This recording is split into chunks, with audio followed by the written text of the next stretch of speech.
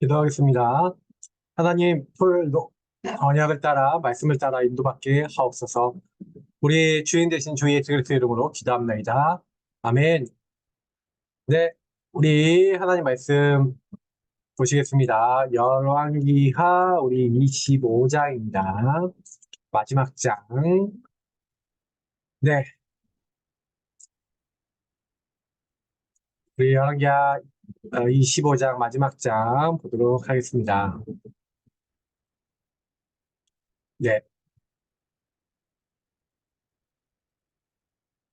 우리 27절부터 30절 보겠습니다.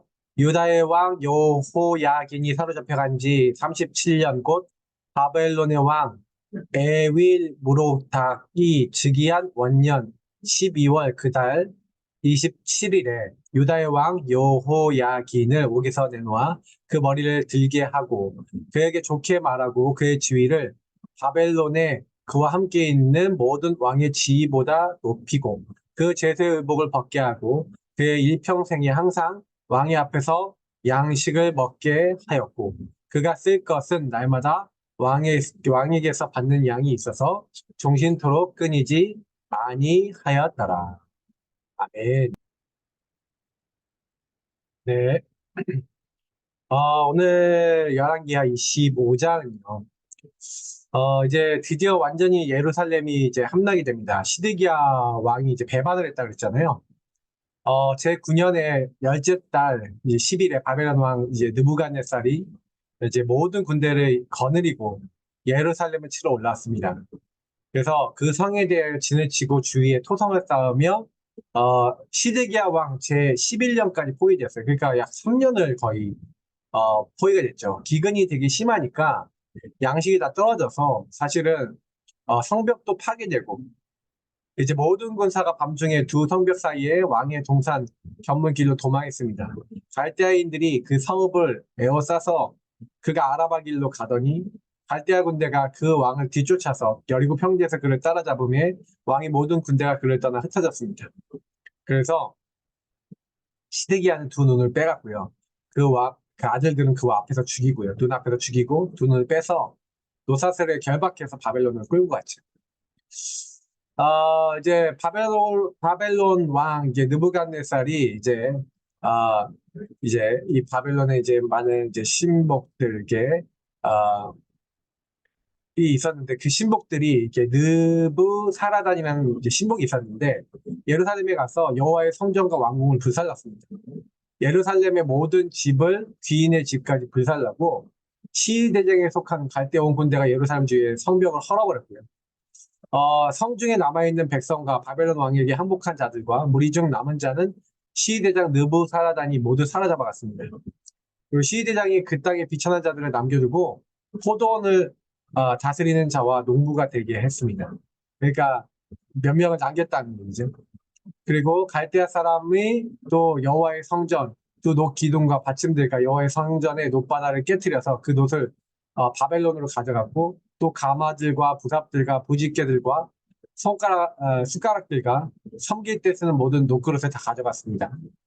그리고 시위대장이 또 불붙는 그릇들과 주발, 곧 금으로 만든 것이나 은으로 만든 것을 모두 가져갔고 또 솔로몬이 여호와의 성전을 위하여 만든 두 기둥과 한 바다와 받침들을 가져갔는데 이 모든 기구의 논무게는 헤아릴 수 없을 만큼 많았던 거죠.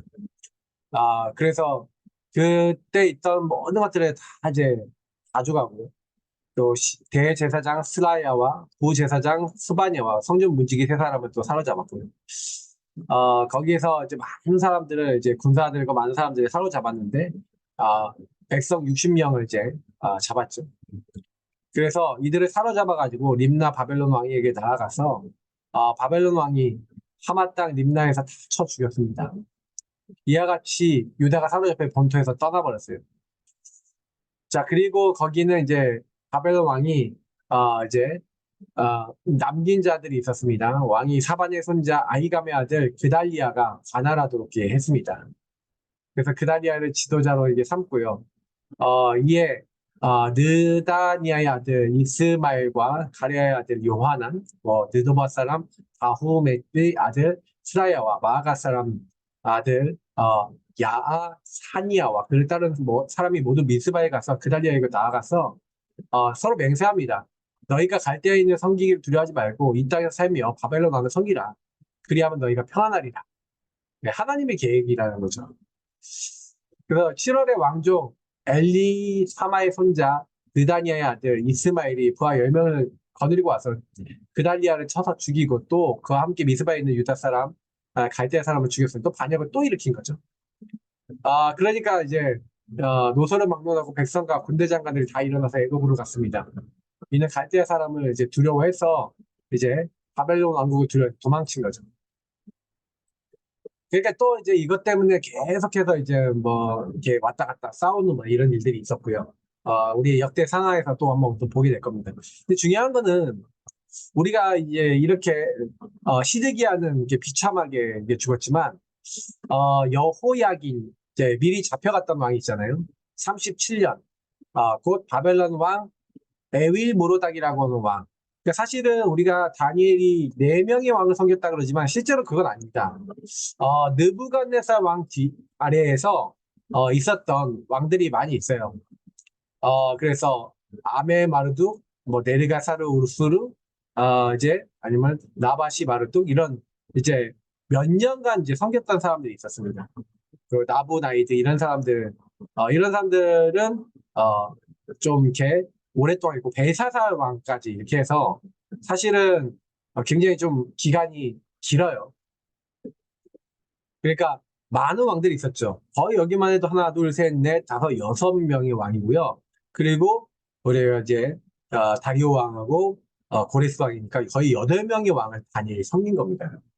다니엘이 굉장한 사람이었어요. 근데 이 다니엘이 이제 우리가 얘기하는 이제 암의 이제 마르둑. 근데 여기서는 표현이 어떻게 돼 있습니까? 네. 에윌 무르닥이라고 돼 있죠. 이제 서로 발음하는 게 좀 달라서 좀 그런 것 같아요. 근데 저는 분명히 다니엘의 영향이었다고 생각하는데요. 이게 그 왕을 지위를 바벨론에 있는 모든 왕의 지위보다 높이고 죄수복을 벗게 하고 일평생 항상 왕의 앞에서 양식을 먹게 하고 그가 쓸 것은 왕에게서 받는 양이 있어서 종신토록 끊이지 아니하는. 저는 그만큼 다니엘이 굉장히 영향력이 있게 왕들에게 영향을 줬다라고 확실히 믿습니다. 그래서 여러분 이렇게 왕조가 완전히 박살나고 그 다음에 사실은 왕들이 실질적으로 일어나지 못합니다. 이제 헤롯은 에돔 사람이니까 유다 족속 왕이 아니죠. 그래서 하나님이 그 왕족의 후예로 진정한 왕, 진정한 통치자, 진정한 구원자를 우리에게 보내주시는데 그분이 바로 예수 그리스도신 겁니다. 우리는 사실은요 복음을 놓치고 하나님 놓치고 하나님 떠나 있으니 모든 문제가 시작됐는데 그리스도께서는 그 모든 문제를 해결해 주러 오신 거잖아요. 그래서 우리는 항상 기억해야 됩니다. 우리는 복음이 1번이어야 됩니다. 항상 기억하세요. 복음이 1번. 알겠죠? 복음 말고 다른 거는 조금 여러분이 그렇게 신경 많이 쓰지 마시기 바랍니다. 그래서 제가 이제 이번 주에 무엇을 유산으로 남기겠습니까? 근데 여러분 남기셔야 되는 게 뭐냐면 교회가 제일 중요해요. 여러분 하나님 본받는 자가 되라는데 하나님 어떻게 본받습니까? 하나님 딱 두 가지 얘기해요. 사랑해라, 순종해라. 예수님이 우리에게 자기 자신 주신 것 같이 서로 사랑하고 그리고 하나님 말씀에 순종하라는 겁니다. 그게 하나님 우리에게 주신 명령이에요. 그러니까 교회를 그것을 위해서 주셨고 교회를 통해 하나님은 하나님의 말씀을 알게 하시는 겁니다. 그리고 하나님의 가정을 주셨고 가정을 굉장히 소중하게 여겨야 됩니다. 그래서 가정 얘기를 하면서 교회 얘기를 하거든요. 그래서 결국엔 저와 여러분이 어떤 인생을 살아야 되겠냐. 항상 기억하셔야 됩니다. 복음을 따라 사는 삶, 인생. 그래서 주 안에서의 그 힘의 능력으로 강하여지고 어떻게 강해집니까? 마귀에게 능히 대적하기 위해서 하나님의 전신갑주 입으라 그랬거든요. 하나님의 전신갑주 뭡니까? 꼭 기억하셔야 돼. 그 전신갑주가 뭔지. 네, 구원의 확신이 되는 말씀들. 의의 호심경, 의롭게 되었다는 그 말씀. 딱 우리에게 딱 맞는 평안에 예비된 신발 신고요. 그리고 딱 뭐 하는 겁니까? 진리 허리띠. 그 복음을 나에게 딱 맞는 복음을 준비해서 복음을 단단히 착용을 해서 믿음의 방패 모든 악한 것을 소멸하고 사전을 소멸하고 사단의 공격을 소멸하는. 그러니까 뭘 얘기하는 겁니까? 이런 축복을 누리고 성령의 검 하나님 말씀을 가지고 영적 싸움을 무시로 기도하면서 하는 겁니다. 그때요, 사실은 흑암이 딱 꺾여요. 하나님 말씀을 가지고 말씀을 따라 사는 사람은 흑암을 꺾습니다. 말씀에 순종하는 사람은 흑암을 꺾어요. 하나님을 사랑하는 사람은 응답받습니다. 그러면 237 오천 종족 살리지 말라 그러면 살립니다. 여러분이 치유되고 여러분 성령 충만해지면 사람 살린다니까요. 근데 치유가 안 돼. 영원한 것을 못 누려. 정시기도 정시예배 그냥 얘기 드리는 거 아닙니다. 근데요, 이게 하나님의 음성으로 들려서 내가 진짜 하나님 앞에 기도하냐? 내가 정시 예배하자 기도하냐? 질문해 보세요. 우리는 진짜 기도 안 합니다. 기도 진짜 안 하고 진짜 하나님 안 바라봅니다. 조금만 해보세요. 시간 정해놓고 하루 3번이라도 시간 정해놓고 하나님 만나보시고 신앙 고백하시고 믿음 고백하시고 하나님께 기도해보라니까요. 어떻게 되는지 한번 해보세요. 근데 중요한 것은 하나님은요, 이 받은 것을 누리고 내가 집중하고 하나님 앞에 서서 내가 하나님 인도받으려고 하고 말씀을 따라가려고 하는데 나를 편집하십니다. 설계하십니다. 바꿔주시는 거죠. 구체화 시켜주시는 겁니다. 그러면 여러분하고 제가 작품이 되어져 가고 만들어져 가고요. 하나님이 원하시는 도전과 하나님 원하시는 일들을 가능하게 돼요. 내가 하는 게 아니라 하나님이 나를 그렇게 만들어 나가셔서 하나님의 유업을 전달할 수 있는 사람으로 축복하시는 겁니다. 그러니까 내가 누리면 나를 통해 이 복음을 누릴 하나님의 언약으로 무장할 사람들을 하나 붙여주시는 겁니다. 걱정하지 마시고 여러분이 진짜가 되시면 됩니다. 그래서 내게 임한 하나님의 나라. 자, 여러분하고 저에게 이미 하나님 나라가 임했습니다. 하나님 나라는 여기다 저기다 하지 말라 그랬어요. 하나님 나라에 대해서는 우리에게 먼저 임한 겁니다. 하나님 나라를 먼저 하나님 우리에게 주신 거예요. 그래서 놓치지 마시고요. 하나님 나라의 일들을 먼저 누리셔야 됩니다. 그래서 우리가 하나님 나라를 먼저 응답으로 받아야 되는데 어떻게 해야 됩니까? 보좌의 축복, 능력, 이건 아무도 못 가르쳐 준다. 그게 무슨 얘기입니까? 주인을 바꾸는 것을 진짜 여러분이 하시면서 주인이 진짜로 바뀌면 성삼위 하나님이 그때부터 개입을 하시는 거죠. 그러니까 우리가 하나님 나라라고 하는 것들은 뭡니까? 통치자가 바뀐 거예요. 내게 응답으로 하나님 나라가 먼저 와야 되고요. 하나님 나라 일을 하다가 가는 겁니다. 그게 이제 하나님 형상 회복한 거예요. 그래서 이제 기도첩의 이제 핵심은 창세기 360일에 묶여있는 그 현장에 하나님이 복음 회복할 수 있도록 누굴 딱 주신 거예요. 그리스도, 그리고 방주, 그리고 가나안 땅에 이제 메시아를 보내겠다. 그래서 아브라함을 부르신 거죠. 그래서 우리가 해야 될 것은 다른 게 아니라 사실 세상에 많은 사람들은요, 뭐밖에 모르냐. 의식주 먹고 사는 것밖에 관심이 없잖아요. 근데 하나님이 우리에게 원하시는 것은 우리가 실제적인 걸 하는 거예요. 하나님 나라 일을 하는 겁니다. 그래서 예수님이 우리에게 원하는 거는 뭐냐면은 나에게 먼저 하나님 나라가 임하도록 먼저 예수 그리스도를 주인으로 믿고 그리고 그 그리스도 안에서 살아가시는 겁니다. 그러면서 뭐 하시는 거예요? 하나님 나라를 우리가 이룰 수 있도록 하나님이 원하시는 것들, 그 정체성 찾으셔야 돼요. 하나님이 원하시는 내가 하나님 나라 이룰 것이 무엇인지 찾으셔야 돼요. 그게 정체성이거든요. 나에게 하나님 나라에 임하게 하신 이유는 나를 통해 하나님 나라 이룰 현장이 있고 미션이 있다는 얘기죠. 그래야 25 하나님 나라의 응답이 임합니다. 그래서 중요한 거는 여러분하고 제가 먼저 제자가 되는 거예요. 하늘과 땅의 모든 권세를 가진 주님이 세상 끝날까지 너희와 우리와 먼저 함께 하시는 겁니다. 그래서 이 축복을 누리는 거예요. 예수 그리스도 이름을 받은 하나님의 자녀는 성령이 임하고 이 응답이 오는 겁니다.